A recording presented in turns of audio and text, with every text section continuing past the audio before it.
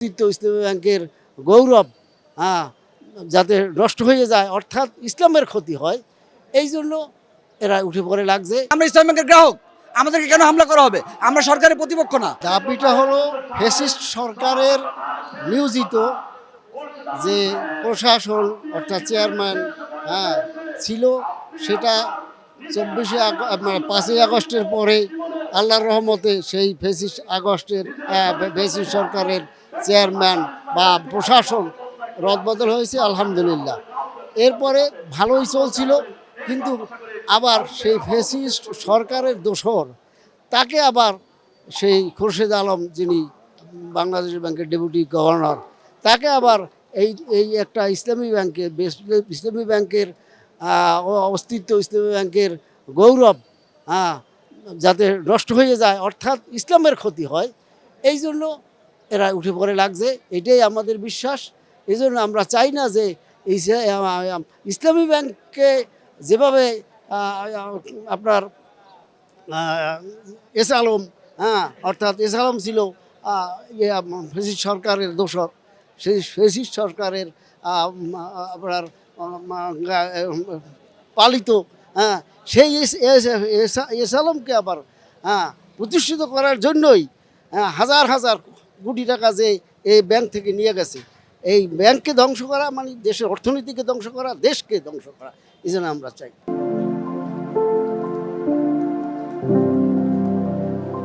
Fascist হাসিনার দোসর এই এস আলমের সহযোগীরা আজকে ইসলামী ব্যাংকটা দখল করার চেষ্টা করতেছে। খুরশিদ আলম বিগত ফ্যাসিস্ট হাসিনা আমলের উত্তরসূরি, তাকে কেন এই ব্যাংকের আবার চেয়ারম্যানের দায়িত্ব দেওয়া হবে? আমরা সেটা বরদাস্ত করব না। সাধারণ গ্রাহক হিসাবে আমরা শান্তিপূর্ণ মানববন্ধন করতে এসেছিলাম, কিন্তু পুলিশ কার নির্দেশে আমরা নিশ্চিত জানি, হয়তোবা স্বরাষ্ট্রমন্ত্রীর নির্দেশ দিয়েছে আমাদেরকে এখানে অবস্থান করতে দিবে না। তাহলে আমাদেরকে কেন এই শান্তিপূর্ণ মানববন্ধনে টিয়ার গ্যাস, লাঠিচার্জ, জলকামান কেন নিক্ষেপ করা হলো? আমরা সচেতন গ্রাহক হিসাবে আমরা জানতে চাই, কারণ আমরা ইসলামী ব্যাংকের গ্রাহক, আমাদেরকে কেন হামলা করা হবে? আমরা সরকারের প্রতিপক্ষ না। আমরা চাই ব্যাংকটা রক্ষা হোক। এই ব্যাংকের প্রতিপক্ষ হিসাবে সরকার ভালো কাজ করতেছে না। আজকে যে কাজটা করেছে, এটা ভবিষ্যতে সরকারের জন্য একটা অশনি সংকেত হিসাবে দেখা দিবে, আমার বিশ্বাস। আওয়ামী দোসর যে 5ই আগস্টের পর পালিয়ে গেছে, সে সকল ষড়যন্ত্রের সাথে, যখন বাংলাদেশ ব্যাংকের ডেপুটি গভর্নর ছিল, সকল ষড়যন্ত্রে সে অংশীদার ছিল। এই বাংলাদেশ ব্যাংক থেকে যত টাকা পাচার করছে সবগুলোর সে অংশীদার ছিল। অতএব সেই লোককে আমরা কোনোভাবেই মেনে নিব না।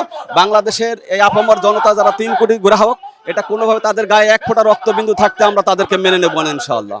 এই চেয়ারম্যান পতিত সরকারের যে ইসলামী ব্যাংক লুট হয়েছে, এস আলম যে লুট করেছে, এটা একটা এস আলমের দোষর ছিল। সে 5 আগস্টের পর পালিয়ে গিয়েছে। এরকম একজন ব্যক্তিকে দিয়ে ইসলামী ব্যাংক আবারও আমরা গ্রাহকদের আমানত লুটের আমরা আশঙ্কা করছি। বাধ্য করা হয়েছে এমপি পদ থেকে অবসর করা হয়েছে ওমর ফারুক ভাইকে আবার তার পদে বহাল রাখুক, এবং যাকে নতুনভাবে নিয়োগ দিতে চাচ্ছে সরকার, তাকে যেন কোনোভাবেই এই সরকার এখানে নিয়োগ না দেয়, কারণ তিনি হচ্ছে বিগত ফ্যাসিস্ট সরকারের একজন দোসর। আপনারা জানেন যে 5 আগস্টের পরে সে বিগত সরকারের যে অবৈধ কর্মকাণ্ড ছিল তার সাথে জড়িত থাকার কারণে সে তখন দেশ থেকে পলায়ন করেছিল। যদি এই লোকটা ভালোই হতো তাহলে সে তখন পলায়ন কেন করে চালা? এইরকম একটা ফ্যাসিস্টকে, এরকম একজন ব্যাংক ডাকাতের একজন দোষরকে আবার ইসলাম ব্যাংকের মতো একটা স্বচ্ছ একটা ব্যাংকে তাকে চেয়ারম্যানের পরে তাকে দায়িত্ব দেওয়া হোক, এটা কোনোভাবেই এদেশের ইসলাম ব্যাংকের যে গ্রাহক ফর্ম আছে তারা কোনোভাবেই সেটা মেনে নিতে পারছে না। অবৈধ নিয়োগকৃত চেয়ারম্যান খুরশিদ আলমের পদত্যাগ এবং সাবেক যে ডাইরেক্টর তার নিয়োগ পুনরায় বহাল রেখে ইসলামী ব্যাংকের যে কার্যক্রম স্বাভাবিক রাখার জন্য সরকার মহোদয় এবং বাংলাদেশ ব্যাংকের যে গভর্নর, তার কাছে আমাদের অনুরোধ। ইসলামী ব্যাংকের গ্রাহক যারা আছেন, প্রায় 3 কোটি গ্রাহক আছে, গ্রাহকদের আমানতের সঠিক ব্যবহার চাই।